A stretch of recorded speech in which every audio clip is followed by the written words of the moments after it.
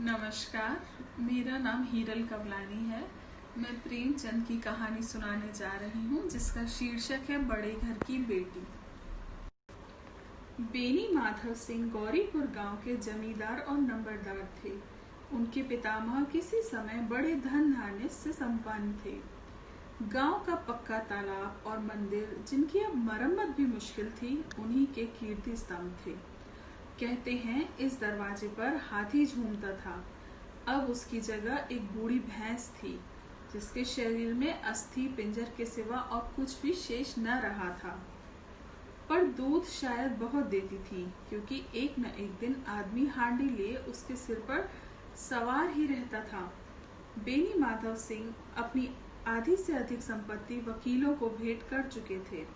उनकी वर्तमान आय 1,000 रुपए वार्षिक से अधिक न थी। ठाकुर साहब के 2 बेटे थे। बड़े का नाम श्रीकंठ सिंह था। उसने बहुत दिनों के परिश्रम और उद्योग के बाद बीए की डिग्री प्राप्त की थी। अब एक दफ्तर में एक नौकर था। छोटा लड़का लाल बिहारी सिंह दोहरे बदन का सजीला जवान था। भरा हुआ मुखड़ा, चौड़ी छाती। भैंस का 2 सेर ताजा दूध वह उठकर सवेरे पी जाता था।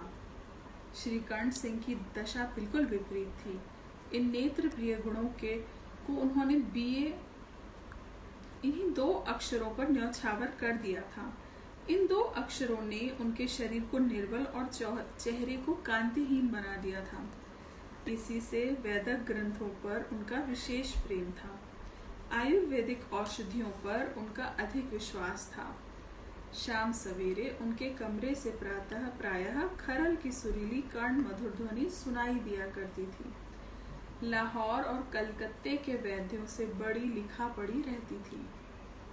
श्रीकंठ इस अंग्रेजी डिग्री के अधिपति होने के पर भी अंग्रेजी सामाजिक प्रथाओं के विशेष प्रेमी न थे, बल्कि वह बहुधा बड़े जोर से उसकी निंदा और तिरस्कार किया करते थे।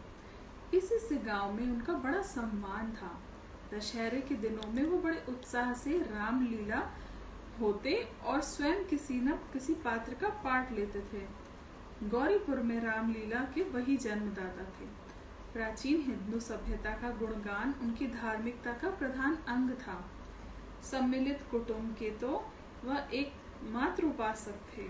आजकल स्त्रियों को कुटुंब में मिलजुल कर रहने की जो अरुचि होती है, उसे वह जाति और देश दोनों के लिए हानिकारक समझते थे। यही कारण था कि गांव की ललनाएं उनकी निंदक थी। कोई न